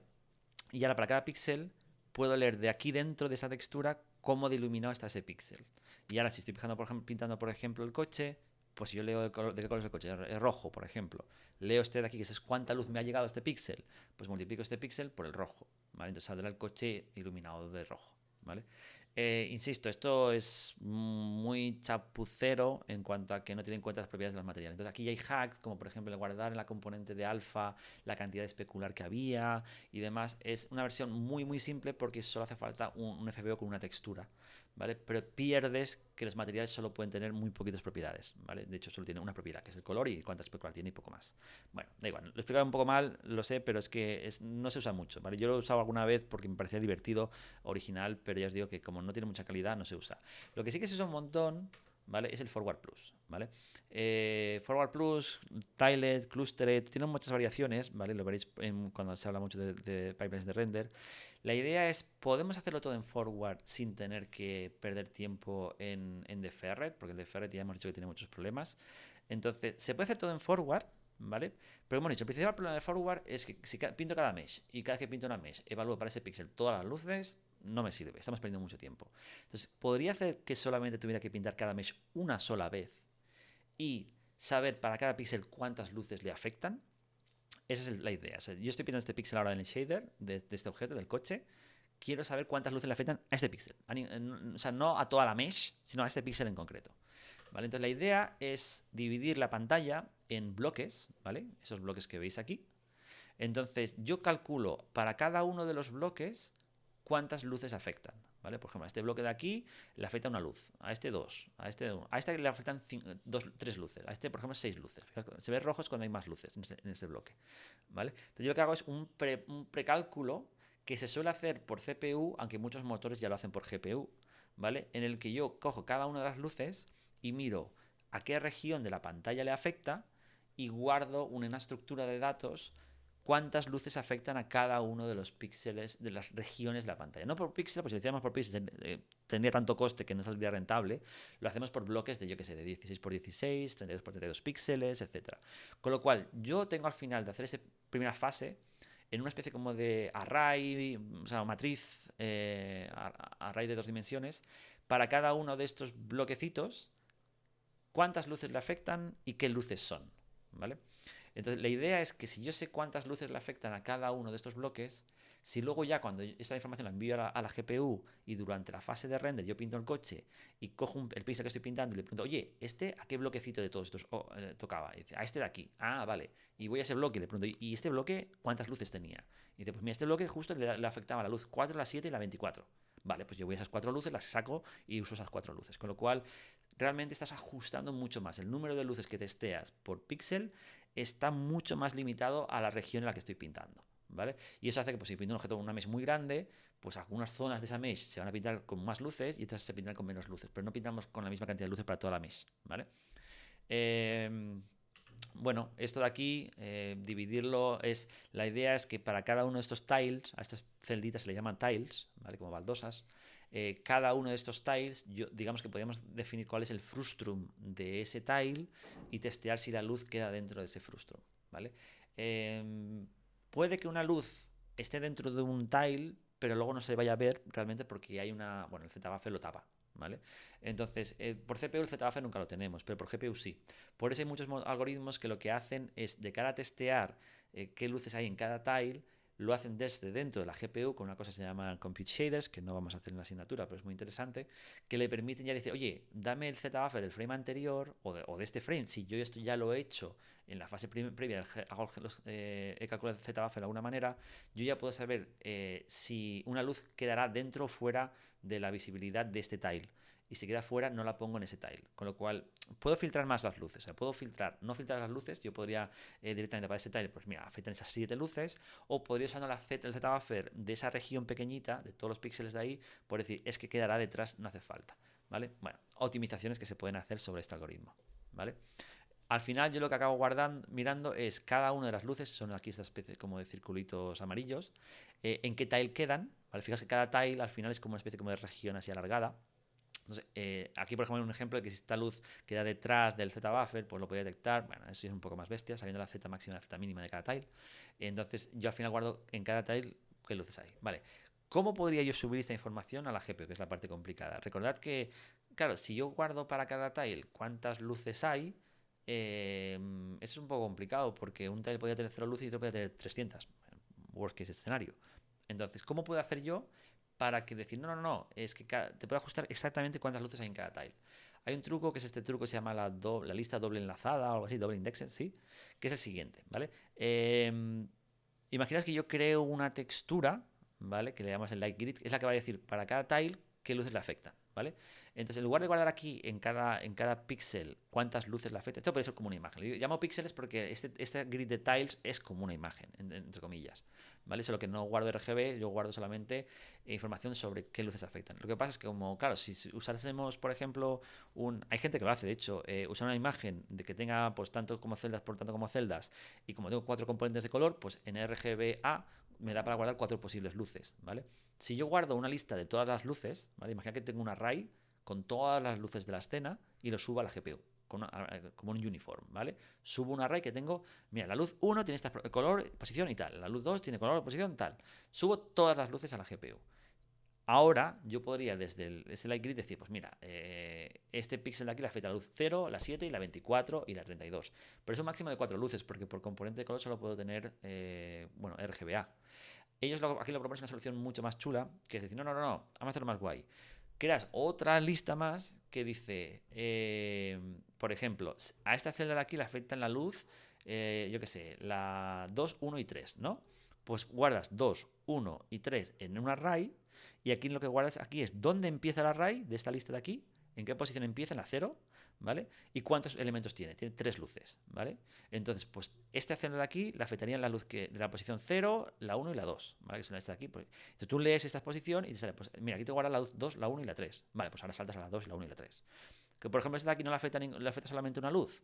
Pues aquí guardarías que es en la posición 3 del array este de aquí y solamente hay una luz. Vale, pues saltaríamos aquí y le haríamos una luz, ¿vale? Es decir, es una lista doble enlazada, con lo cual eso te permite que una celda tenga muchas luces y una celda tenga ninguna luz, por ejemplo. Aquí no hay ningún ejemplo de una celda que no tenga ninguna luz, pero podría haber una celda que directamente no tuviese ninguna luz. Y bueno, es una manera de hacerla como más dinámica esta manera de guardar las luces. Ahora, que si guardáis máximo 4 luces por celda, vamos, es muy raro que una celda tenga. Lo que te puede pasar peor es que aparezca como una especie como de cuadraditos en las celdas que tienen demasiadas y en una celda no se usa una luz y en otra sí. Bueno, da igual, es un artefacto que lo he visto pocas veces. ¿Vale? Da igual, es un poco convolucionado, pero eso es lo que nos permite es guardar más de n elementos por cada una de las celdas utilizando una región de memoria que está limitada, ¿vale? Que tiene n componentes. ¿Vale? Y creo que con esto ya hemos llegado a la hora y media.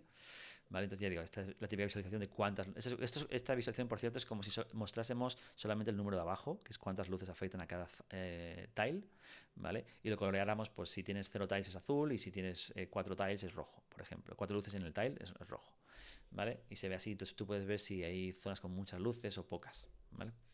Y bueno, aquí he puesto un tutorial de cómo implementar Forward Plus, si alguien tiene curiosidad, es muy chulo, y ya digo que esto, un solo render pass, como solo es un render pass, este soporta transparencias súper bien. O sea, este no te da ningún problema con las transparencias.